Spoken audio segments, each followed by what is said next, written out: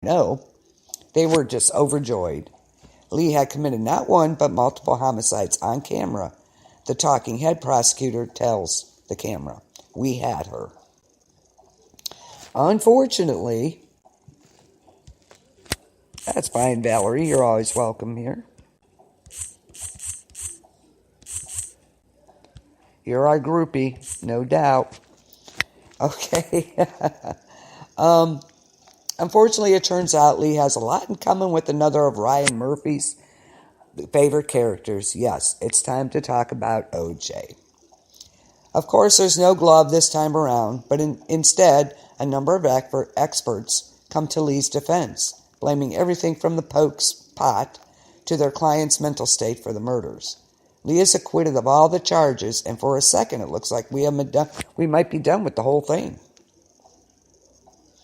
But the cops want to prolong this ordeal, and they decide to prosecute her for her original crime, the murder of Mason. This time around they have some evidence, Lee's confession tape, which she recorded under duress while being held captive at the Polk's grow house.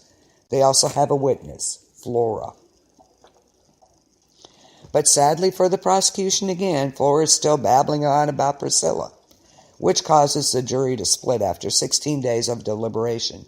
Lee is acquitted once more. Take that, O.J. Thus ends the Crack documentary, and welcome to the Lana Winters special. Another day, another reel depicting Lee's life. The murder trials of Lee Harris captured the hearts and minds of an entire nation, Lana Winters narrates. She has come out of retirement specifically for this interview.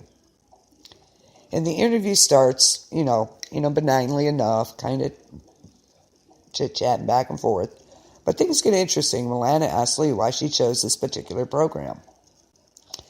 Because apparently Diane Sawyer isn't good enough for Lee Harris. "You have been to hell and back, and so many people would have simply given up." Lee answers, "Because of you. Because of who you are, what you've been through. I mean, Jesus, you killed your own son." Strap on your helmets, fans. The bloody face reference from Asylum makes the crossover official. Yep, if you remember from Asylum. So suddenly the interview takes a whole different track. It turns out Flora went missing an hour before Lee came on the air. Lana demands to know where Lee has taken her and urges her to confess. Then we hear gunfire. The last Polk has come for Lee. He is killed, but not before striking Lana with the butt of his rifle.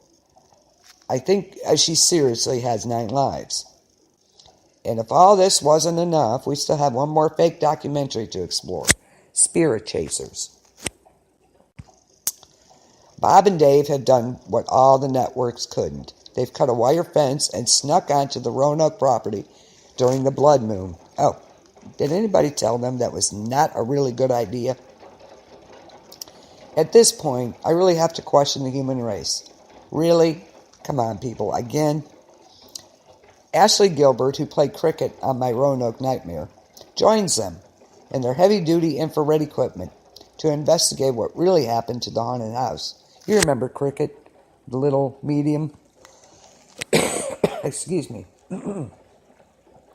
So, they want to investigate what really happened in that house. Things are starting to get really, really creepy when suddenly Lee appears. She's been on the run looking for Flora for 2 weeks, and this is her last stop. "I saw Priscilla come in here," she says. "She took Flora from me before." And the stupid chasers are actually excited about this. Okay. And it makes you question whether or not they have been watching the same show we have. It seems to me that they should all be, you'd think they'd all be on the same page, but what do I know, right? So as the blood moon rises, all the usual ghost suspects come roaring back to life. The Chens, Priscilla, Mr. Piggy, they're all here to party. And of course, one by one, the newcomers start to die. First Ashley, who gets gutted while fruitlessly yelling Croatonin, just like his character. Then Dave, who gets stabbed by the Chen girl. Again, the cops finally show up to the scene of the crime, but of course it's too late. The settlers are here and their arrows are lethal. From fake news interviews, we learned that the police are here for Lee. and it's a standoff. Inside the house, Flora and Lee finally have a heart-to-heart talk. Lee wants Flora to forgive her and come home. Flora wants Priscilla to kill her so she can stay with her forever. Finally, Lee offers a compromise. She'll stay with Priscilla and keep her safe if Flora goes out and lives her life. You can come visit us when it's not the blood moon, Lee says, and in time, you may feel different about me. Please let me do this for you. In a show full of fake scenes, this is the only really true moment of emotion. The next scene shows Flora exiting the house as it bursts into flames. Lee gives Priscilla her gun. When she pulls the trigger, the building explodes. And in a call back to Murder House, Flora waves to a serene-looking Lee and Priscilla.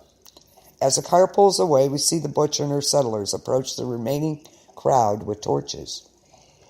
Time to start all over again. But again, this leaves us with more questions. Why was the ground breathing? What was up with the tooth blizzard? How do we know Scathach is the first supreme? What does that, what does that even mean?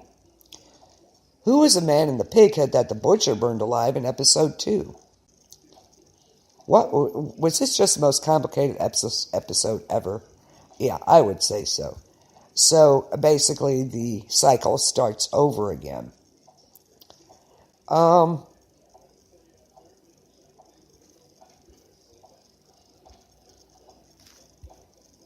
Wow.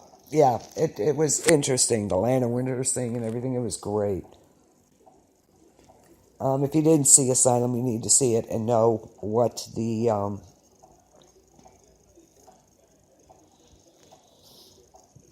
connection was. I'm sorry, I lost my train of thought there for a minute.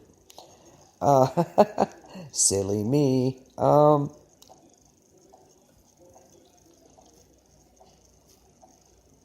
So we went through all this. Of course, Lee got acquitted. And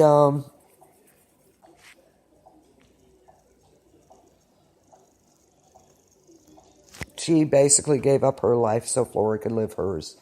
So, yay for Lee. She finally, came to terms with her, with what she did, I think. I think we all kind of knew. I still couldn't figure out how she did that by herself, but she did, so she killed Mason. The rest of the murders, though, I'm not sure.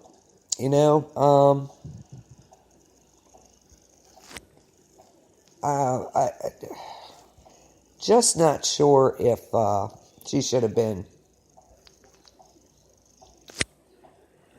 tried for those murders. Her leg, they were filleting her for beef jerky. Come on. She was really under duress. But I think she really,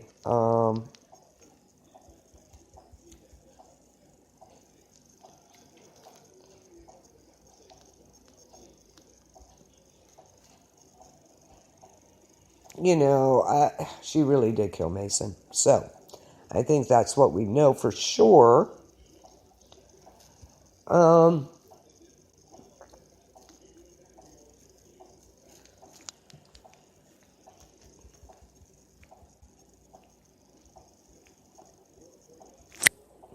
So what do you guys think? How did that end for you? Just curious how you thought Roanoke ended. I really enjoyed this season.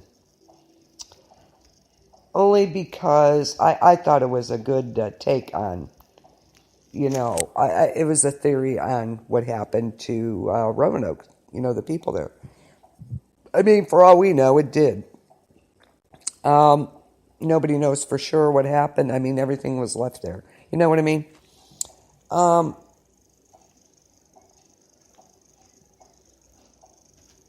So those other 3 series, Cracked, The Land of Winter Special, and Spirit Chasers. I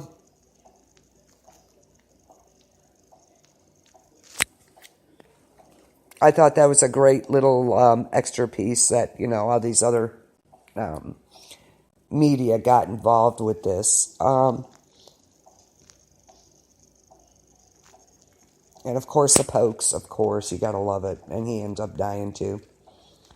And why would you go back to that house after everything? You know those fans were killed there. So what is with Spirit Chasers going back in there? I love Cricket too in this, by the way. He was hilarious. They want to get the spirits on film. Really? And, you know, of course, they're done.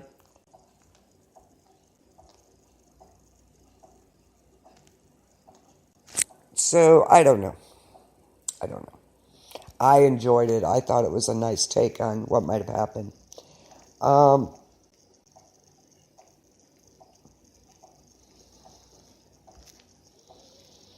So, let's see. Like it's starring Player Lee, a monster born out of pulp culture phenomenon. But the legacy of Roanoke won't be its message. The sixth season was the first in the franchise to truly tie together every season of AHS. Okay, Murphy has kind of filtered the crossovers for the viewers in the past, but Roanoke delivered on his promise to thread together Murder House, Asylum Cove, and Freak Show Hotel in Roanoke, as all existing within the same universe. He conjured up crossover characters, drawing season-hopping ancestry lines, and dropping all too familiar nods in a TV world where no coincidence goes unnoticed. What does this all mean? It means that everyone and everything is fair game when the series returns this fall. Can't wait. And of course, the Witch of the Woods, Lady Gaga, is the original Supreme of Coven. She won a Golden Globe for her first run on Hotel.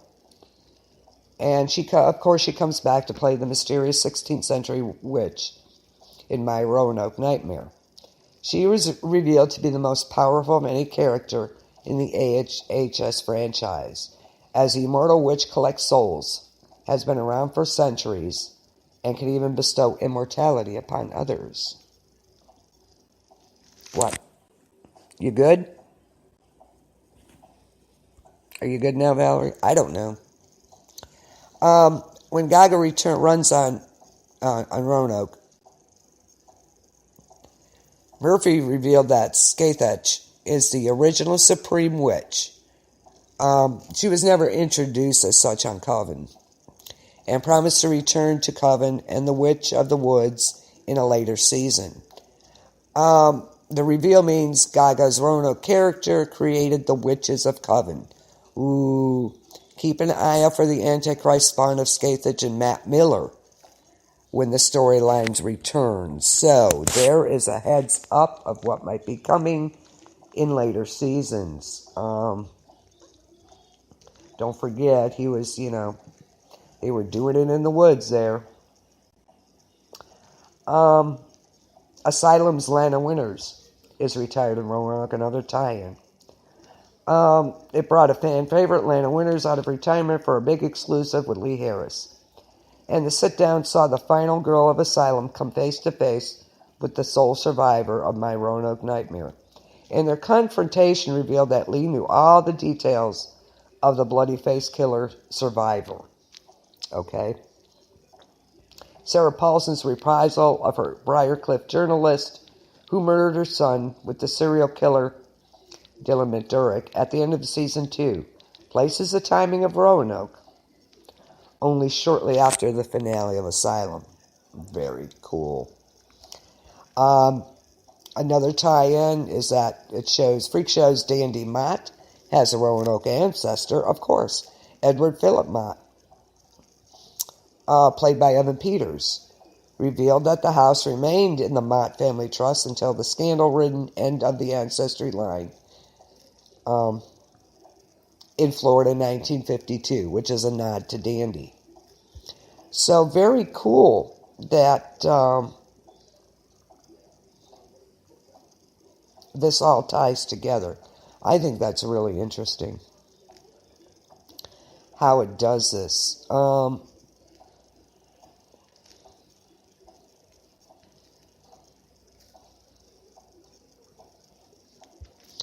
So I thought that was very cool.